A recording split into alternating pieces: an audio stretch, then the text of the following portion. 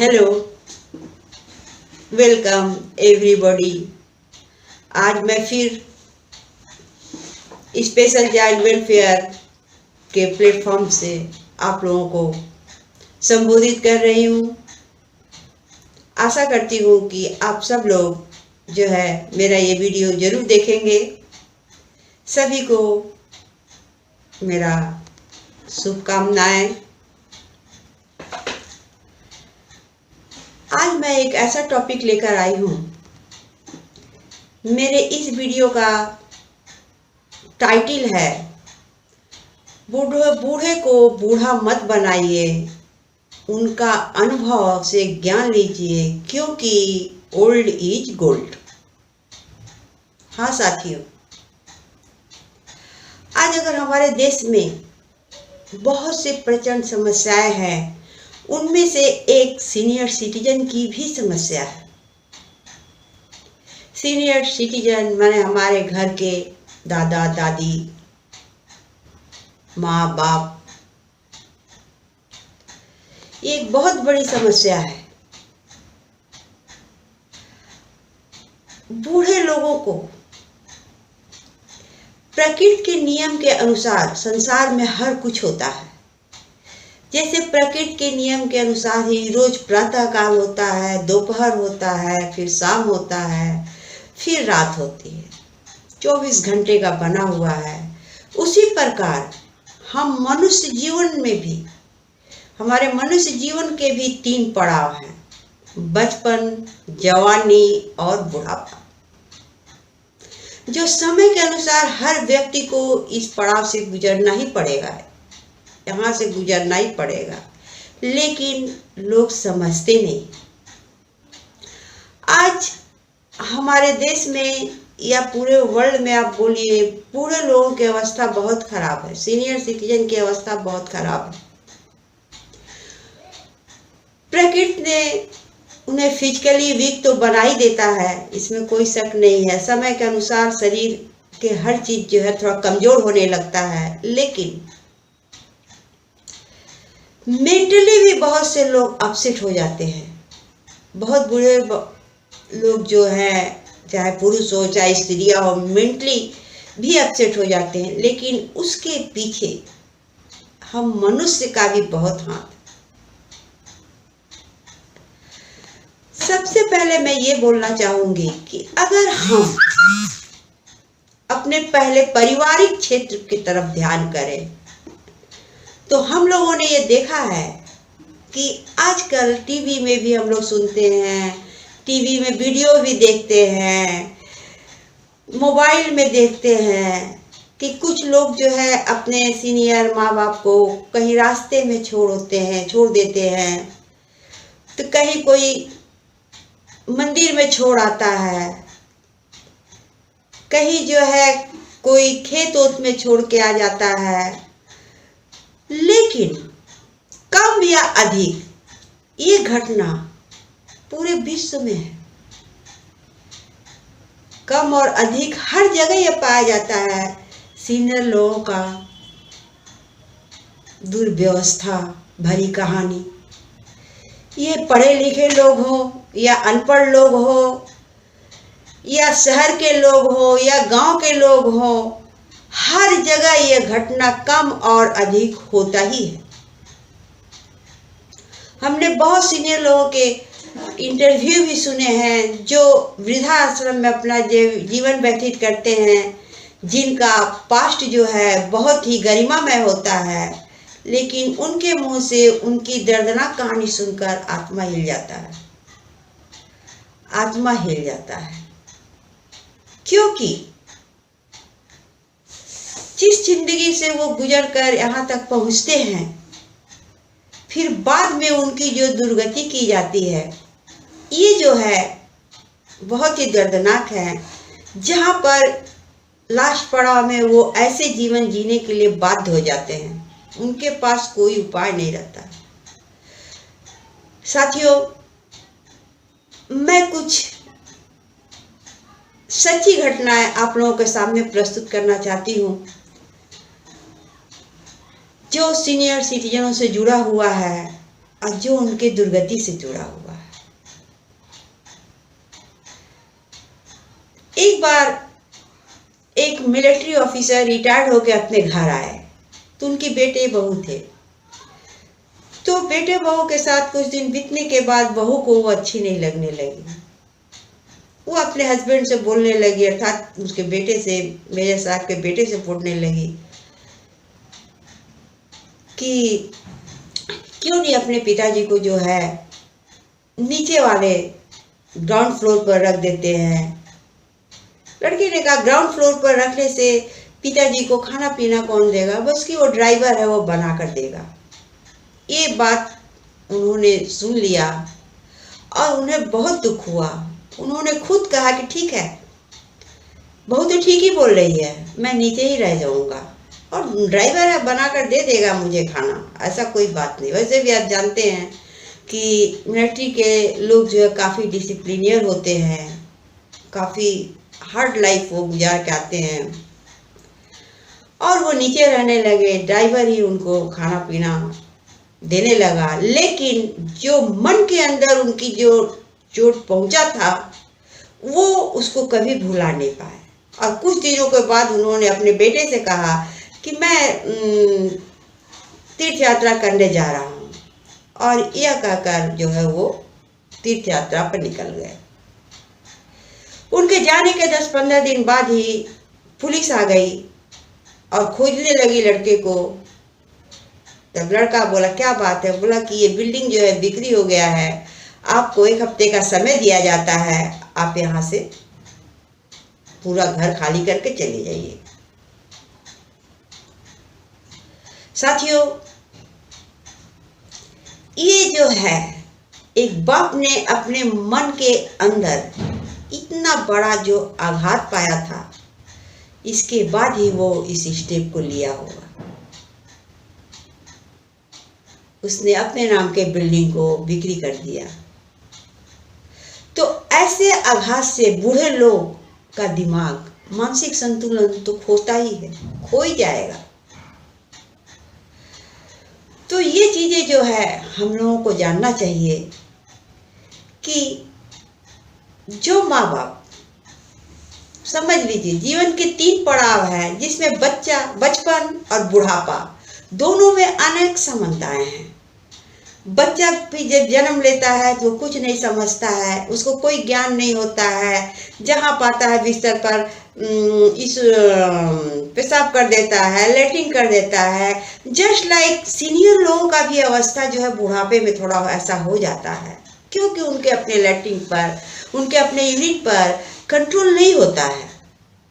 लेकिन लोग जो है बच्चों से प्यार करते हैं, लेकिन सीनियर लोगों से प्यार नहीं करते हैं। इसका मेन कारण क्या है? एक कारण है जिसे हमें समझना होगा। ये मनुष्य जो है, ये सभी ये मुझे लगता है प्राकृतिक ही है कि सुंदर चीजों के प्रति मनुष्य का ध्यान ज्यादा आकर्षित होता है। एक छोटा बच्चा जिसका हम सब करते हैं, लेटरिन साफ करते हैं, यूरिन साफ करते हैं, वोमिटिंग साफ करते हैं, लेकिन वो इतना प्यारा लगता है, उसकी गोल मटोल चेहरे, उसकी तुतली बोलियां, उसके और भी जो एक्टिविटीज हैं, मनुष्य के मन को मोह लेता है। लेकिन दूसरी तरफ एक बुजुर्ग आदमी अगर यही सब कर्म करता है तो लोग उसे घृणा की दृष्टि से देखते हैं, लोग उससे घृणा करते हैं। इसका कारण क्या है? इसका कारण यही है कि समय के कारण बुजुर्ग लोगों के चेहरे झुर्रियाँ पड़ जाती हैं, उनके बाल सादे हो जाते हैं, उनके चेहरे जो है और ये झुर्रियाँ, बाल का सादापन होना, ये सब चीज़ें उन्हें जो है क्रूरता के तरफ थोड़ी ले जाती है। लेकिन ये भी तो प्रकृति का ही परिवर्तन है, ये होना ही है सभी के साथ। इसीलिए लोगों का जो है आकर्षण उनकी तरफ थोड़ा कम होता है। आज यही कारण है कि लोग अपने माँ बाप को अपने साथ रखना ही नहीं चाहते हैं। जबकि एक माँ बाप अपने 10 बच्चों को भी एक साथ रख लेते हैं। एक बार एक आदमी ने देखा कि चारों तरफ 4 कुएं हैं और बीच में एक कुआं है। तो चारों कुएं से जब पानी उबलता है तो उबलकर बीच वाले कुएं को नहीं भर पाता है, लेकिन जब बीच वाला कुएं का पानी उबलता है तो चारों कुआं जो है भर जाते हैं। तो उसी समय एक आदमी देख रहा था, तो एक बाबा जी थे, तो उससे पूछा, बाबा ये क्या कारण है कि बीच वाला कुआं जो है उबलता है तो उसका पानी चारों कुओं में भर जाता है, लेकिन चारों कुआं उबलता है तो उसका पानी जो है नहीं भरता है। तो वो बाबा जी बताए, बेटा कलयुग में यही होगा। एक बाप जो है अपने 4 बेटों को कमा कर खिला सकता है, लेकिन 4 बेटे जो है एक बाप को कमा कर खिला नहीं सकते हैं। सचमुच आज यही अवस्था है। आप जहां भी देखिए आज यही अवस्था है। तो मुझे तो लग रहा है कि बुजुर्गों की जो दयनीय अवस्था है उसके पीछे कहीं ना कहीं हम लोग भी बहुत गुनाहगार हैं। मैं तो यही सोचती हूँ कि हर क्षेत्र में देखिए, पारिवारिक क्षेत्र को अगर हम हटा देते तो हर क्षेत्र में देखिए कि जो बूढ़े हैं, जो बुजुर्ग हैं, जो रिटायर्ड हो गए हैं, उन्हें कितना रिस्पेक्ट दिया जाता है। जिस सर्विस में वो रहते हैं वहाँ से भी उन्हें जो है गिफ्ट किया जाता है, उन्हें राष्ट्रीय सम्मान दिया जाता है, कितने हर तरह का चीज़ दिया जाता है। कोई ऐसा भी प्रॉब्लम देश के ऊपर आ जाता है, उस समय उनको जो है बुलाया जाता है, उनसे उनका अनुभव लिया जाता है, उनसे उनका ज्ञान लिया जाता है, उन्हें जो है देश से जो है अच्छे पुरस्कारों से उन्हें सम्मानित किया जाता है। लेकिन पारिवारिक क्षेत्र में ही बुजुर्ग लोग इतने अपमानित होते हैं, इतना दुखमयी जिंदगी आजकल बिता रहे हैं, जिसमें उनका अपना कहने वाला सभी है। परिवार ही उनका है जिसके लिए वे पूरा जिंदगी कमाए धमाए, बाल बच्चों को पोसकर बड़ा किए, सभी को देखे, लेकिन इस पड़ाव में आने के बाद लोग उनके तरफ देखते ही नहीं है। किसी के पास इतना समय नहीं है कि वो अपने बूढ़े माँ बाप या कोई भी हो, बूढ़ा चाचा चाची, जिनके पास वो थोड़ा समय बैठे, कुछ अपना सुनाए, कुछ उनका सुने। नहीं, ऐसा नहीं है। तभी तो वो लोग मेंटली और अपने आप को अकेलापन महसूस करते हैं। उन्हें घर के एक कोने में रख दिया जाता है, वहीं पर उन्हें जो है खाना पहुंचा दिया जाता है, पानी पहुंचा दिया जाता है। वैसा कोई होता है तो सामने खिला भी देता है, अदरवाइज खाना रखकर चला भी जाता है। दोस्तों, हर मनुष्य के अंदर सिर्फ खाने की ही भूख नहीं होती है। हर मनुष्य चाहता है कि लोग उनके साथ प्यार करें, उनसे प्यार का 2 बोल बोलें, उनके साथ थोड़ा बैठें और उनके साथ थोड़ा सा कुछ शेयर करें, कुछ उनका सुने, कुछ अपना सुनाए। ये भी जो है मनुष्य की चाहत होती है, जो बुजुर्ग लोगों को नहीं मिलता है। जो बुजुर्ग लोग जो है इस चीज से वंचित है। एक भोजपुरी की एक मुझे याद आ रहा है, कभी हुआ होगा कि एक बारात जा रही थी, एक बूढ़े दादा या परदादा जो भी होंगे वो थे, तो वो बोले, बचवा थोड़ा हमहू लोग के ले चल रहा। अरे हमहू के ले जाता तो बहुत अच्छा रहा, हम चली, थोड़ा हमरो मन हेर फेर हो जात, शादी में ये बाजा उजा देख के थोड़ा घूम फिर के। तो सभी लोग जो है उनके ऊपर चढ़ बैठे, ये कहाँ जाइबा, जाके एगो और काम बढ़ेबा का, कहीं गिर पड़ के हम लोगों के। एक वैसे ही हम लोग इतना झमेला में है, बाराती उराती लेके। बूढ़ा चुपचाप हो गया। वो मजबूर था। लेकिन उसी समय एक व्यक्ति ने कहा कि अरे भाई, जब दादा चले ही चाहता है तो ले चला उन्हें, और मौनी बना के उनको जो है मौनी में बैठाकर वो लोग बारात में ले गए। तो जरूर जिसने कहा उसने इस चीज को समझा, उनके फीलिंग को सुना, उनके वाक्यों को सुना होगा, तभी उन्होंने उसे ले जाने के लिए कहा। जब बारात दरवाजे पर लगी तो दरवाजे में हम लोगों का कुछ नियम होता है, लड़की वालों की तरफ से, लड़के वालों की तरफ से। तो उसी समय जो है लड़की वाले की तरफ से बोला गया कि भाई बालू के रस्सी बना के दा तू सब। लड़के वाले तो सब घबरा गए कि बालू का रस्सी कैसे बनता है, बालू का रस्सी कैसे बनी हो, अब क्या करल जाओ। तो बोला था अच्छा रुक जाओ, बाबा से पूछा थे, बाबा से। तो मौनी के अंदर बाबा थे जो अपना बांस का बना हुआ टोकरी रहता था, उसी में से सब देख रहे थे कि बाबा एक तो बहुत बड़ा झमेला आ गए, का बात बा बचवा। तो बाबा वो लड़की वालों कहा था कि बालू के रस्सी बना के दो। तो बाबा बोले दूर ससुरा, इसमें चिल का सोचे के बात बा, बोल दे कि चलनी में पानी लेके आवा। दोस्तों, ये है बुजुर्ग लोगों का एक्सपीरियंस का नमूना।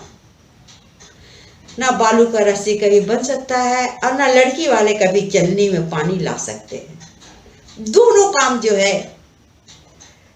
इम्पॉसिबल है। तो ये है वृद्ध लोगों का, बुजुर्ग लोगों का कहना।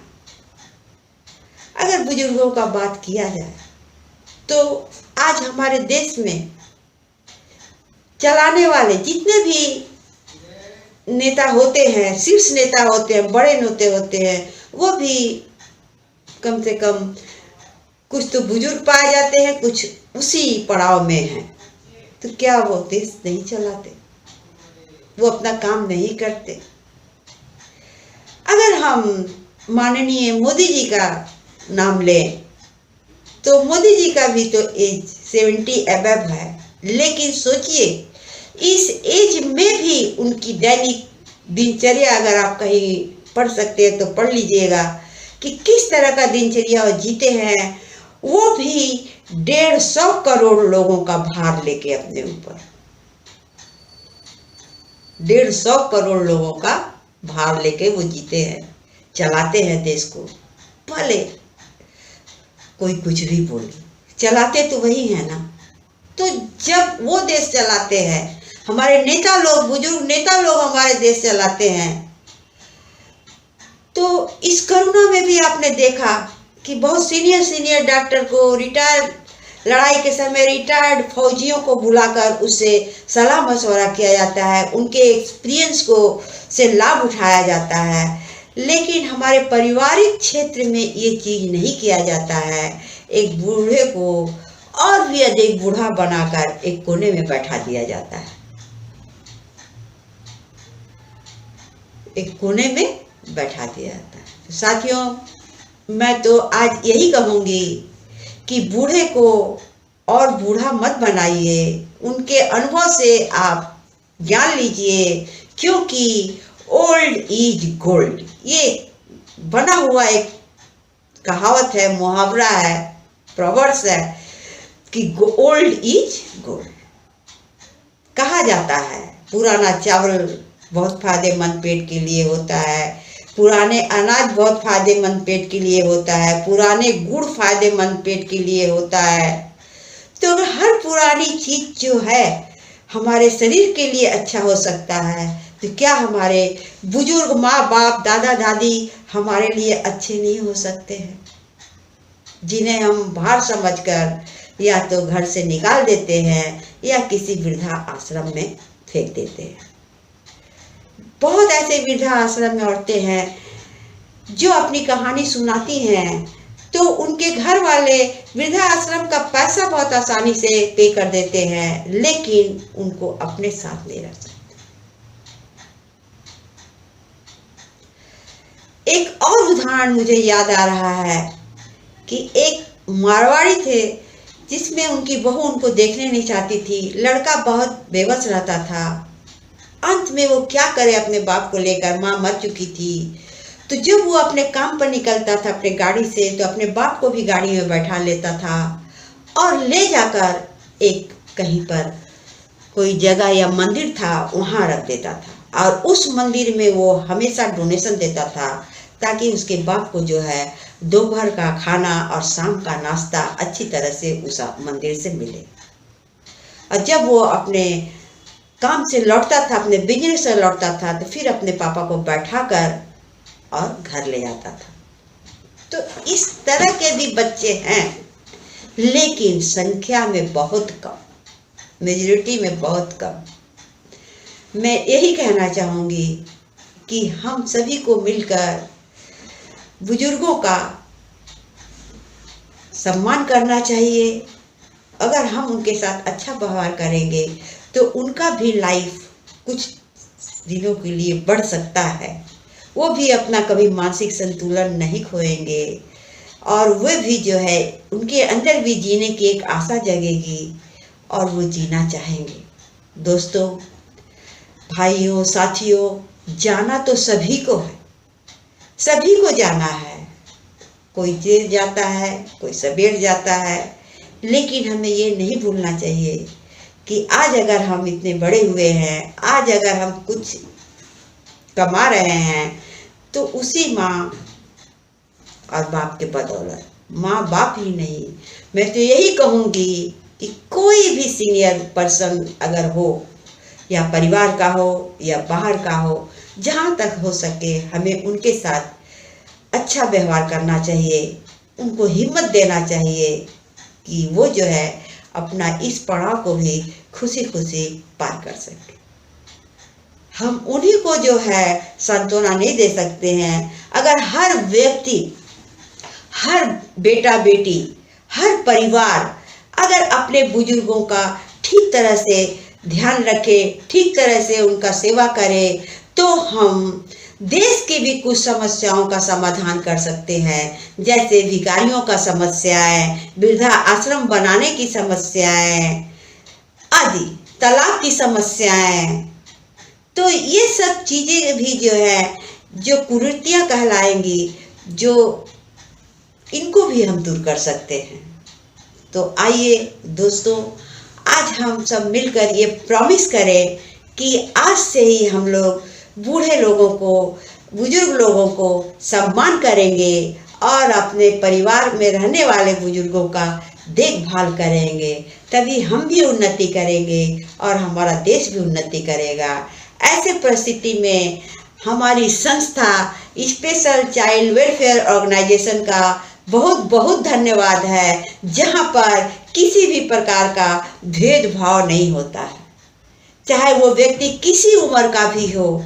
यहाँ पर इस संस्था में सभी का स्वागत है, यहाँ तक कि बुजुर्गों का भी स्वागत है।